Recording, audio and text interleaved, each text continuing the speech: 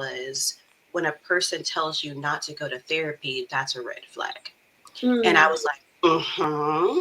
I was like, because there's a lot going on behind that in terms of why they're telling you not to go to therapy. But then I also thought about the other side of that too. And so either people will tell you not to go to therapy, or they'll tell you to go to therapy to work on a particular thing that they think is going to benefit them. Mm-hmm. And I was like, both of those are red flags when we're talking about like coming to therapy. And so I was like, no, this is a good one. No, for sure, because those both are very harmful. There's probably some other ones out there, but that was the based off the Young Thug interview, and he kind of said something to where he feels like if his partner goes to therapy, it almost emasculates him. And I had never heard that perspective before, and I was like, wow, that's like quite interesting. So it's like he was offended that his partner was going to therapy, and then it just goes with that stigmas of don't tell people your business, therapy Mhm. for crazy people. So I think that's what he was kind of feeding into. But it's like, and so I guess when I hear like, oh, it emasculates me, like you want her to come to you and talk to you about the problems because you're supposed to fix everything. Yeah, because he's the leader. And I guess his belief of a leader is if you go outside of us, then I'm failing. Hmm. And see, I look at that as very controlling. And it's like, you need to come to me to get all this guidance so I can tell you how to handle these things. Yeah. And it's Like, just I'm the expert. and it's just unrealistic. Like everyone cannot serve all the roles that a person needs in their life. Like you can't say like, "Oh, I'm your partner, but I'm also your PCP or your doctor." Like Mhm. that's just nobody has all the roles for one person. Yeah. And I also think about is it becomes that other misconception about what we do in the therapy space. And it's like, I'm not sitting here just giving like advice and leading these people. Like I'm working with them to help them come to the kind of a resolution, or an understanding of what they have going on. It reminds me of, I supervise like graduate student interns. And so with that, I have to meet with their professors like twice a semester to kind of talk to them about like how they're doing in their practicum setting. And so I was talking to one just yesterday, and we were talking about, things that I think that the intern should continue to kind of work on. And one of them, because we had talked earlier, I was talking earlier in that day to that intern in supervision, we were talking about giving advice. And so one of the things that she was asking me, she was like, do you just like say these things to people? And I was like, depending on the client, I may say it, but I always preface it with like, this is how I would handle something, but how I handle things is not how you handle things, because we have different lived experiences. We are going home to different environments, and you can't do the things that I do in my environment or with the people that I interact with. And so you have to live with the way that you communicate. And so a lot of times I'll preface it that way if I'm giving like my opinion on something, or I'll provide more psychoeducation on something to help them better make a decision for themselves. And so it's like, well, do you think I should leave this relationship? And it may be like, well, what I see in toxic relationships is X, Y, and Z. And if that aligns with, what you're going through, then you have a decision to make, And so it's like, I'm going to educate you, and then you're going to make a decision. So when you're talking about going to your partner, to like get this type of leadership, you're not going to get the same thing. You're going to get somebody telling you what to do versus what we do in the therapy space. And it's just like a completely different kind of scenario. Yeah, for sure. And I think that's one thing that a lot of people don't understand when clients come in for a consultation. They'll go over their goals or the things that they want to work on. And yeah, they may have a past traumatic experience, but if that's something that they've worked with a previous therapist on, or if they don't want to focus on that, then we typically don't focus on that. We focus on the things that they actually set up as an actual goal. Yeah. And one of the things that I'll see as, when I do focus on something that somebody else may have already focused on, it's more of a matter of, I'm like, I still see this coming up.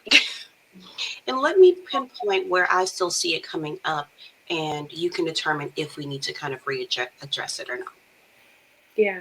I love that. It's like you always kind of leave it back to the client. Like even with the relationships, like sometimes they'll force you like, what should I do? And I'm like, well, let's explore it. I'm like, because remember, like you are in the driver's seat and I'm on the passenger side, so I'm not able to make the left or right. You have to make that decision.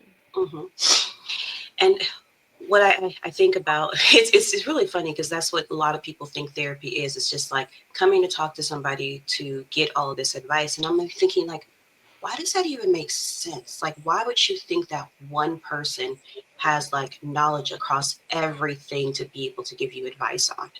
And Hmm. it's like, I may be able to give you some information or help you figure things out or talk through it, but I don't know everything. And it's like I haven't been in every situation to give you advice. And so even if I was to give you advice, and like if you say, what should I have for dinner? I can give you some advice, but it doesn't mean that it's going to be good advice because I don't know what you like to eat. Exactly. That makes me think about like a scenario of someone like being like a deep sea diver. Maybe they're catching fish. I know nothing about that, Yeah. but I can get the client to walk me through that. Like, what does your day to day look like, and where do you feel more stressed when you're doing the fishing? And then come in there with some coping skills or ways that we can use some visualization. So even though I may not know about deep sea fishing or golf or whatever the topic is, I'm still able to help with how the client can better manage with the situation. Yeah, I always tell people like when they're trying to like navigate like workplace stressors and things like that, and I'll be like, I have no clue what you're doing for work. I was like, you have told me, but I still don't get what you do. I was like, tell me if this would work in your workplace. And so I may give a suggestion of how to handle it, but then they're the ones who are able to be like, no, that wouldn't work with my boss, or no, we have these kind of regulations and we can't do stuff like that. And it's like, okay, okay. And so now they're giving me more information so I can help, navigate whatever the issue is a little bit better for them. Mhm. Yeah, and also just exploring the options. I find a lot of times when I'm talking to clients, they are so focused on one option. I'm like, well, what are the other options? What are the other possibilities? And they're like, there are none. And I'm like, are you sure? Like, because we are only so fixated on one, what could be some possible other solutions? And then when they actually think about it, they're like, oh, well, I could do this or I could do that. So, strategizing is another like benefit that comes to therapy as well that most people don't even mention. Yeah. And it's like what I look at things, it's from a big picture kind of view. And so I'm looking at it, I'm seeing all these moving parts, and you're only kind of sitting here looking at your own individual kind of perspective. And I was like, hold on, let's pull it back a little bit and look at the big picture and all the roles and players. Like I've had clients where they feel like unimportant in their workplace, and I'm like, well, let's pull your part out and then look back at the whole picture. Can the workplace operate without your part? And they're like, no. And I was like, okay. But when they're looking at their own individual work and how they're feeling and what they're doing in day to day, they kind of feel like little. And I'm like, no, you're very big, but you're not looking at the full picture. Yeah.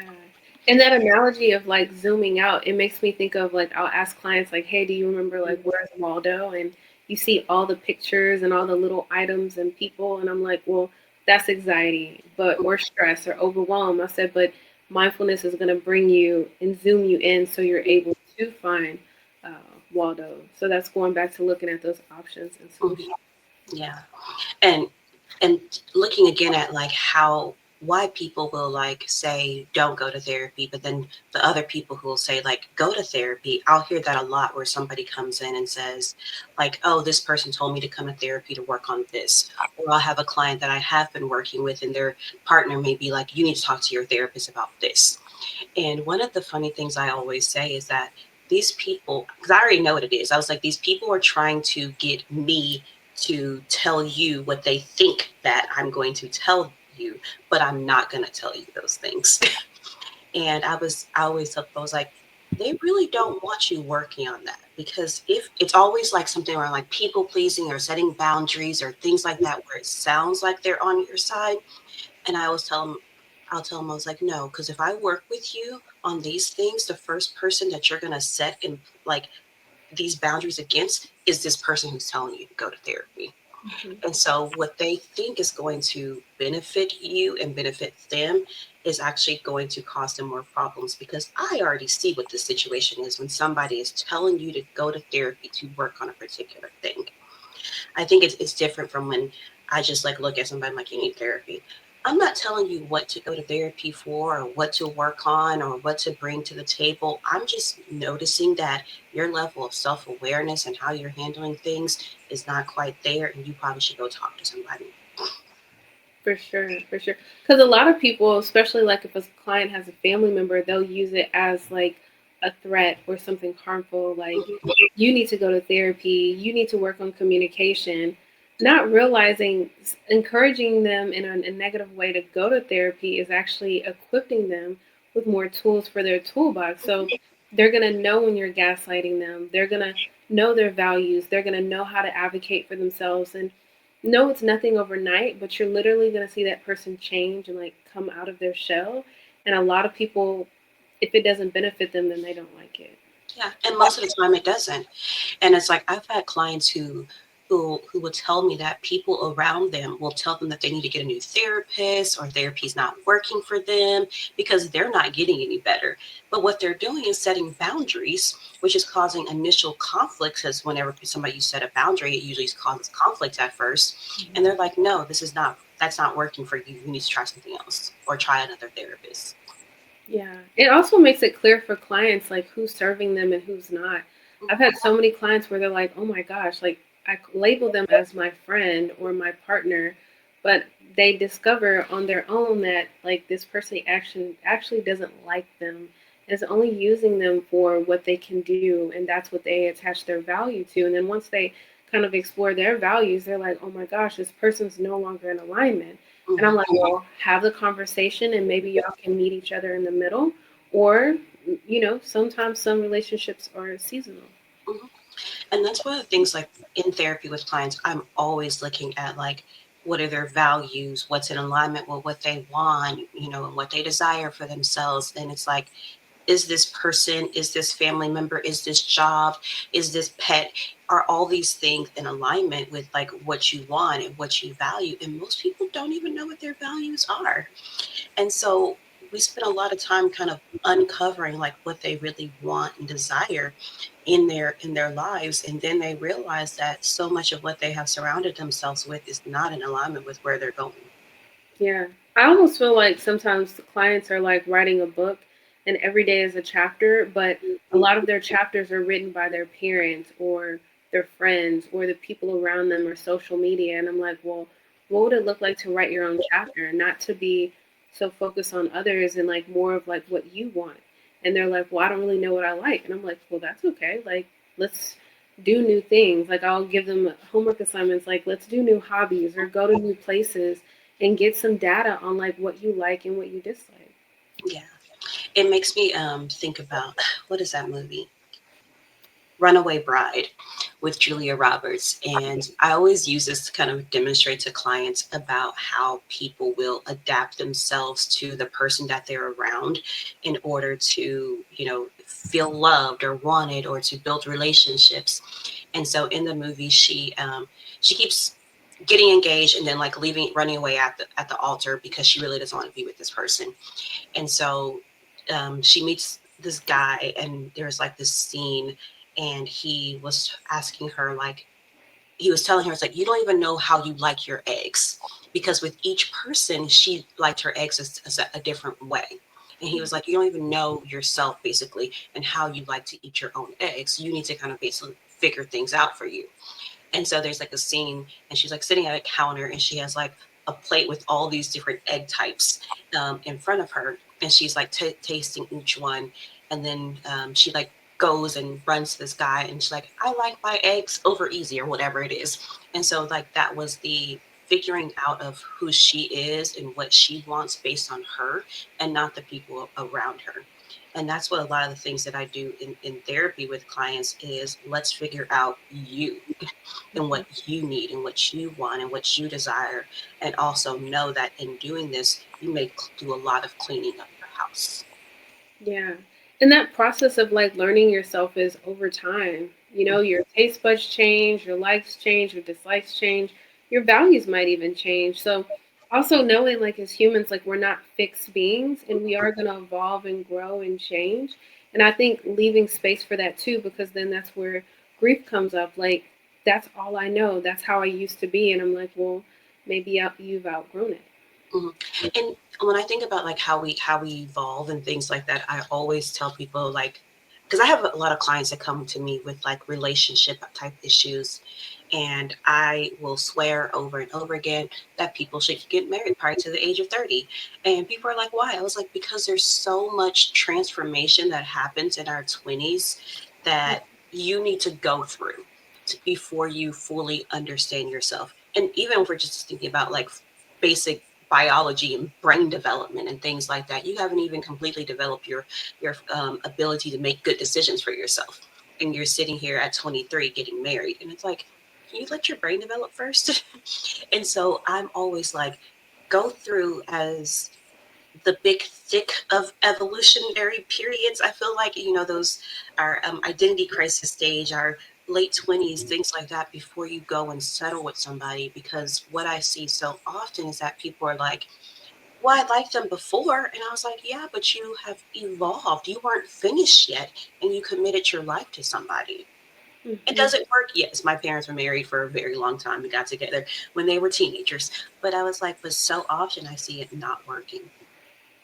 Yeah, for sure. Because it's going to be times where you change and then the other person changes, and I think that's part of a relationship. People grow apart, they grow together. I think the thing is when I talk to clients about relationships, I'm like, it should be two whole individuals. Hmm. If it's one individual and a half an individual, and you have a good friend group, or you have all these pillars holding up your house, and then your partner does not have anyone, Hmm. that is really going to drain you and like dim your light if Yeah. they're codependent on you. Hmm. I always say, two broken halves don't make a whole. And Mm. so, because people will come to therapy, like they'll want like couples counseling, and I'm like, y'all need individual work. Y'all have issues that couples counseling is not gonna fix. Yes. But it's also why I don't do couples counseling, because I feel like everybody needs to be an individual, and I usually feel like people should just get a divorce anyways. And so I know where my weaknesses are. Actually, I won't say it's a weakness. I would say it's a bias. And so I know where my biases lie, and I think y'all should get divorced. So you probably shouldn't come to me for couples counseling.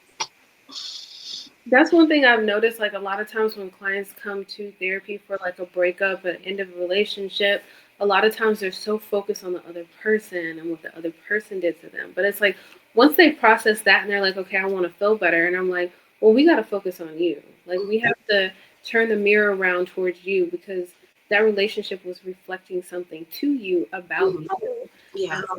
And that's where it starts. It's with you. People think that their healing is dependent upon the other person, and I'm like, Mhm. no way. Yeah, and I think that that's that important piece of why we suggest that like you have to come to therapy for you. You can't come to therapy because somebody told you to come to therapy and work on something in particular. You have to come because you're ready to explore yourself. And so many people come because of like, oh, this situation or that situation, and it's like there's something behind those situations, and that's you. And so we have to focus on you and how you're thinking and how you're showing up in these places, and what you're attracting and things like that. It makes me think about somebody telling me that they didn't believe in like people attracting things to them. I was like, we so attract things to us. But it's like being able to pick up on all that versus I have this problem, fix this problem for me. And I was like, I need to work on you, and then you can fix this problem for yourself. Yeah. And I love talking about energy in sessions because I feel like it's something pretty neutral. People don't get like weirded out about it. But when I'm explaining like we're an energetic body and you're literally a magnet throwing out vibrations or signals, it can create a pretty simple picture in clients' heads. And they're like, well, I did have a terrible week. And I'm like, well, what did that terrible week, what did that energy like attract to you? And they're like, well, I did get a nail in my tire and I had this and I had that. And I'm like, at any point throughout the week, like, did you reset? Did you practice gratitude? Did you self soothe or regulate? And they're like, no, no, and no. And I'm like, okay, so we got to try it again next week and see if you have a better outcome. Hmm. I was like, some people like to argue with me about the energy thing, because I've told people, I was like, no, I can get an email and feel the energy off of it. And they was like, really? I was like, yeah, it's just something about it that's just like, mm. And I was like, you've had this experience too. And it may just be that you are in the grocery store and you walk by somebody and you just get a weird feeling. I was like, you picked up on their energy and you just didn't realize that's what it was. Or if you are a hiring manager and you're going through these resumes and something just feels off about something, that's the energy that was sent with that resume. And so it really kind of depends on, a person's perspective and how they kind of understand it. But once I put it in those ways, they're like, oh, okay. And I was like, and so how you're picking up on that, you also put out that same energy too. And so being, aware of what you're putting out and what you're attracting. And so this situation that you're going through, you have to kind of look into yourself and say, did I attract something? Did I put off something? Did I ignore something? And this is not anything like, oh, we're blaming you for it, but sometimes we have to kind of take accountability in terms of what our roles are in the things that we do in our lives. It always reminds me of a conversation I had with a friend a long time ago. And I was talking about like my previous relationships. And they were like, well, what did you learn from them? And I was like, oh, I was like, that men suck. And they was like, no, that's not what you learned. And I was like, that I'm bad at choosing men. And they were like, no, that's not what you learned either. And so I was like, I sat on and I thought about it and I was like, I don't pick quality men because I really don't care about the relationship. I just need them sitting there in the corner in case I need some help. And so Mhm. just about anybody can sit there in the corner when I need some help. But then at the same time, I'll start expecting things out of them and they can't live up to that because I never chose a quality man to sit in the corner. And they was like, there you go. And so, but that was me kind of sitting and saying, like, what is it about me? What is my patterns of behavior? What am I doing and what's the common thread between these people that I keep dating? And I was like, oh, I think I need a safety net and I don't. And once I realized that I didn't need a safety net, the way that I chose or like entertain people became completely different. Yeah. Because when you focus on your energy, your thoughts, like your behaviors, not only are you going to live more intentionally, it's going to empower you. It's going to make you feel like you're taking control of your life and taking actions instead of things are happening to me or like becoming the victim. That relationship was done to me. And it's like, no, like you got to pick yourself up and, Mhm. you know, take charge of your energy. If not, it's going to be leaking and people will drain it. Yeah. I think that's where like what I love about some of my like working with clients long term, because I know with everybody has their different viewpoints on therapy and when you should like discharge clients. And I'm a firm believer of a client discharges themselves. I don't discharge them. And so if they want to sit and work with me for years, then we will sit and work together for years. And sometimes it's like I don't feel like I'm being effective for them anymore. And but again, they will discharge themselves and move on to somebody else, and that's perfectly fine. But um, when you sit with them for a long time, you understand so many things about them that they may not have been able to put together yet. And so when they're doing this deeper work and they're really starting to dig into something, you have like a whole lot of evidence from their lives to be able to give them and say like, well, you tend to do this. And they're like, no, I don't. And then I can give them like 3 year history of them doing that same thing. And they're like, oh, okay. And so I love working with clients like long term in Mhm. order for me to kind of get that insight and all collect all that evidence that they're not able to collect on their own. And then I can give it to them in a little packaged thing when something comes up. And it's like, oh, I had this breakup. I don't know what keeps happening with my relationships. And I'm like, well, you tend to do X, Y, and Z. And they're like, huh? I was like, mm-hmm. And I can kind of pinpoint it to them. So I love that. But I think that kind of that goes back to a person coming to therapy for on their own accord and being able to talk about whatever it is that they want versus somebody telling them to come to therapy and to work on something in particular. Because once they figure, like, oh, I've worked on this thing, I can leave therapy.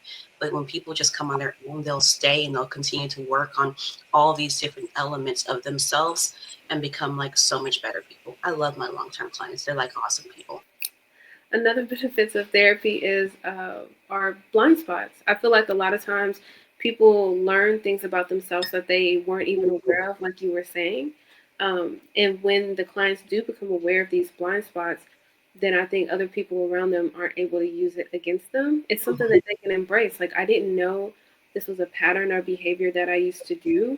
Now it's something that either I can accept or I can improve, instead of someone telling you something about yourself that, you know, whether it's true or not. Because when people are telling you things, it's all based on the relationship that they have with themselves. And you don't want someone putting their work on you because you're not aware of like your values or, your blind spots. Mhm. Yeah. And so, like, going back all the way to that interview, I keep thinking about is that therapy has to be your own individual choice. And so if somebody is telling you not to go to therapy, it's because they're trying to control a situation or they don't want you to heal because how you are works for them. And if somebody is trying to get you to go to therapy for a particular reason, it's not about you, it's about them getting what they need out of you. And so just kind of being aware of that and paying attention and making sure that when you're going to therapy, it's on your own accord.